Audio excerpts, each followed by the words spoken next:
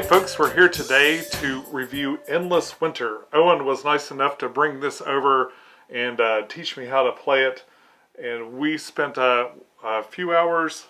It's a few hours, yeah.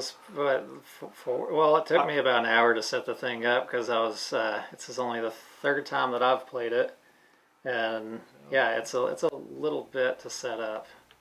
But what, 4 hours? Yeah, I'd say to be generous, we probably started about 11:30. Yeah. The setup was probably done about 11:30, and it's now almost 4 o'clock, like 15 to 4 or so, and we finished about 15 minutes ago. So yeah, it was a pretty long game. Yeah, it's a thinker. You've got three workers, so 3 turns that you're going to use with your workers on each of the rounds, and you've got 4 rounds, so all together you've got 12 turns, which doesn't sound like it's going to be that many turns, but on each one of your turns they kind of get progressively longer as the game goes on. You have more options, so it's definitely AP prone. Took some long turns, but yeah, it does. It takes a minute to get through each one. I think on games like this, you have a lot of different options. You kind of don't. You do and you don't. Yeah. Like on the main board, there's about 4 kinds of things to do, and if you get there first, you get sort of a bonus action. So it seems you feel like you're not making an optimized move if you don't get there first. I notice I'm a little less. Even if my plan was to go there, I'm a little less likely to do that if someone's already there. But you're moving around and populating this small map over here. You're building monoliths. You're building, I guess, great structures to your stacks of stones that stacks are of stones. Colored like your tribe is. Moving around on here is a way to acquire different points and resources in this eclipse phase. It's kind of an in between the turns phase. You have this dark time where you get points in other ways. But you're kind of gathering points from a lot of different resources, and I think the first game I was a little overwhelmed with all the different options, and for me it was difficult to sort of navigate what I wanted to do next and how to do that, which really makes me yarn for that. I crave that next game because I feel like the next game I can make like better decisions and stuff. Yeah. This is my excuse for losing by like 80 points or something like that. Well, it really does make a difference though if you've played. This is like I said, the third time that I've played it, and I definitely have a much better sense of direction as far as how the game's going to flow. You really it's like any Euro game. You're going to have to go through the game once to really get a feel for how the beginning, mid, end game is going to play out, and why there's a lot of choices. Again, it's kind of like a lot of choices, but not that many choices. But why are you making the choices? And so why are you going to any one section? And you really have to kind of figure out some sort of a plan, and you're also having to play off of how the other person is moving, because you get a pretty good extra bonus if you're the first one on any of the 4 sections that you can place your workers at. So the first person gets some pretty additionally powerful extra either tools or being able to put extra camps down, being able to pick up an extra animal, which really adds up. And so you're having to look at what they're doing, and then you go, man, I wish I could have taken that turn first, and now I don't really want to go over here, but I feel like I'm not going to optimize my turn completely if I don't go ahead and take that section while it's completely open so I can get that extra bonus. It's a really nicely presented game for this is the retail copy? Yeah, this is the retail. Yeah. What does it retail for? Oh, I don't know. So like $100? Yeah, less than that. I'm trying to remember what I paid for it, but it was. I always get things on sale, so I probably waited till it was on a sale. No, if I think about it, I want to say maybe it retails for about 60, and I probably paid about 48 or something like that. That's what, for I think for that amount you really get a lot. It had game trays, game tray inserts for to hand out to people as when you go to do the setup, and all the components and the artwork seem really nice. You got some double layered board on your player boards, nice wooden tokens for things that seem to be interesting shapes. Yeah. It's funny. A lot of Euro games work in a very similar way to this. The main difference I see is that they've kind of split the board up into to different areas. Like a lot of Euros, you see they have one big board with all these things on it to do. Whereas this kind of split up, you've got an area over here and an area over here and an area over here and an area over here with like different things going on. So it's sort of the same feel for any of those Euro games where you're placing things down and moving stuff, but it's really broke them into very distinct sections, which to me almost makes it harder to pay attention to what I tend to I was because the map, I guess it was just sitting right in front of me psychologically. I'm like really focused on this. I could see by your table placement, you might end up kind of putting a little bit more weight on one particular thing or another, just because you could see it real well or something. So you're basically juggling 5-6 different areas. You've got the sections where you're placing your workers. You've got the card selections that are available for people to take for the culture cards that are going to be pretty integral to being able to get a high score at the end. You're going to have to utilize those culture cards. So you're balancing getting those before the other people get the good ones. You've got your monoliths, your placement of your area control on the map, so you can get those little bonus points. The bonus points that you get for moving your totem tracks up, and then the hunting grounds, where I think the hunting grounds is kind of the end game, last free-for-all. You can kind of build up all your resources really big and really bag a bunch of animals at the end and try to make those sets and get those extra big points that way. But what player counts have you played on this? So I've played solo at 2-player and at 3, and as far as I can tell, I think it plays best at 2. I think the solo is very solid as well.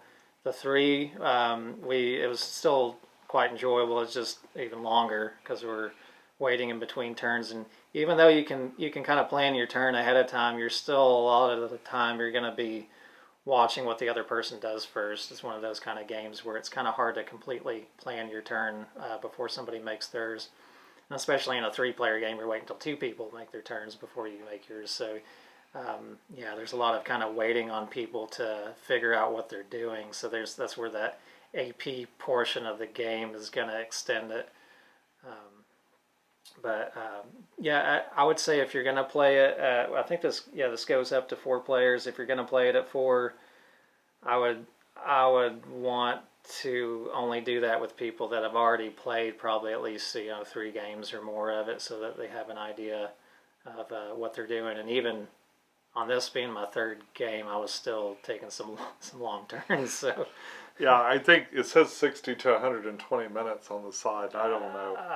I think that solo maybe. Well, solo, and after, if you and I had played this once or twice, then try to do it, and it was already set up on the table, we could probably get it up. Right. We could probably play it in an hour and a half or so. If we were some of these things, when they obviously put a stopwatch on and tried to play it, I wonder how much of it's marketing and how much of it is just putting it on there. I have to think, after having spent some time with other board gamers that are big in the hobby and that play a lot of games, and then you pull out a game like this and it still runs way over, I think it's marketing more than anything to make it a little approachable. Because if they're like, here's Endless Winter, it's a 5.5 hour game, you're going to be like, maybe I won't play it. But it's also Endless Game Night. Yeah. Winter is coming. Winter is coming. You'll be playing this all winter long.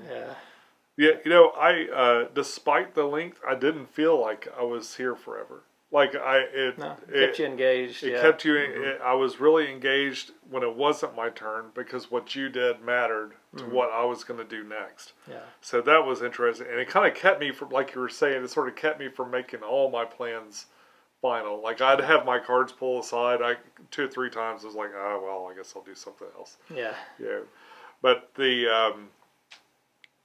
yeah, this isn't something to pull out with someone that you just taught board game. This is not No. This is definitely an experienced gamer game. I would put it at like medium. I don't know. Is this heavy? I'm losing perspective. You know, I felt like it was easy to learn. I wouldn't consider it to be heavy. I would put it at a, it's a solid medium weight. It's at least solid medium, if not like maybe pushing a little higher than just your middle medium, but not terrible. I mean, only in terms of scope. Like the rules set is simple. It's a really simple. There's a lot. But it's not a lot of stuff that you got to look up. I mean, we didn't pull out the rule book very, very much at all during this. Yeah. And you've only played it a few times. The iconography is very clear for what you're able to do. The and the basic gist of things, like you've got little things to remind you of what you're able to do, like the tableau at the top when you take your main action, the main action board or whatever it's called. It's very clear what you need to pay to do things, and it makes it really easy to plan.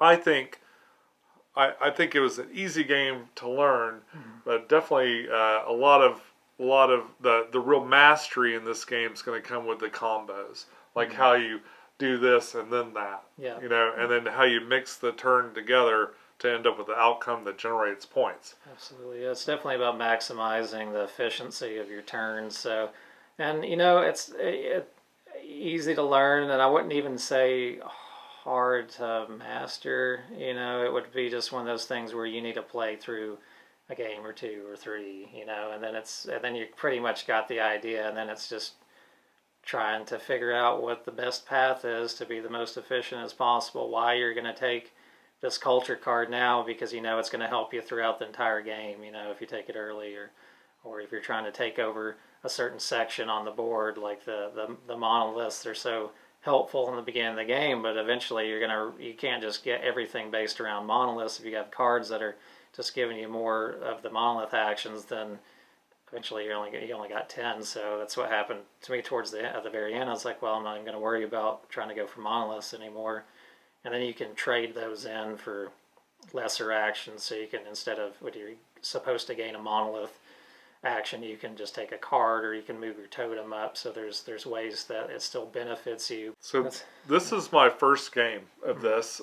So obviously, but they made mechanisms to make this a different game each time. And this is this your third? Yeah, this is my third. So how do you feel about replayability? Like, does it feel like it's a different scenario? I think the replayability would be really nice. Now, I've only barely tweaked it as far as the different ways that you can set it up. Like this game, we set the monolith section up just differently.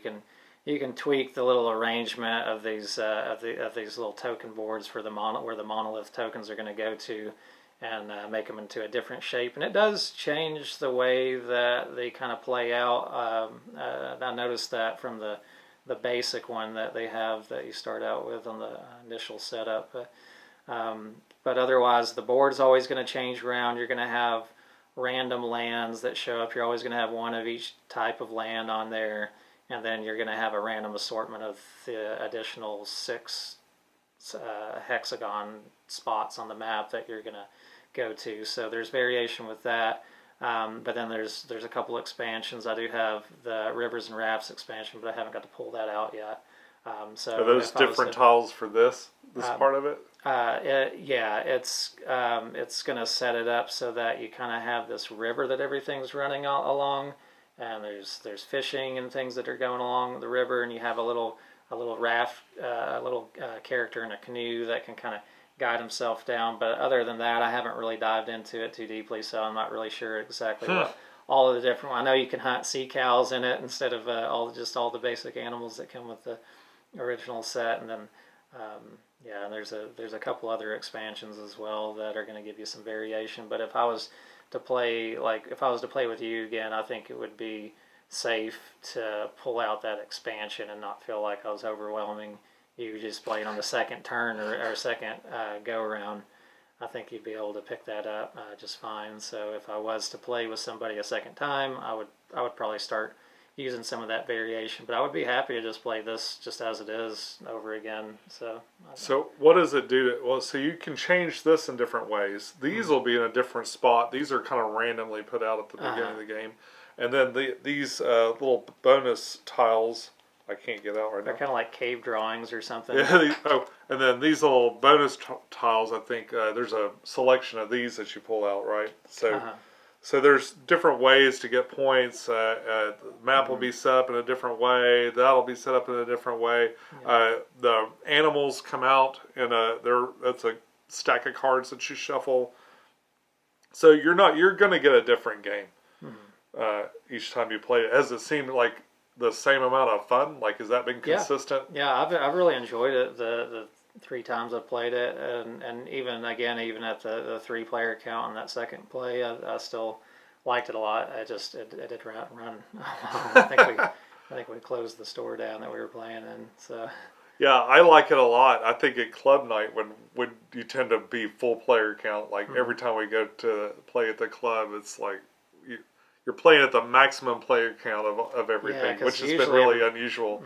Usually everybody's jumping in and it's like, hey, you want to join in on this game? It's only going to add an hour and a half to the gameplay, but go ahead.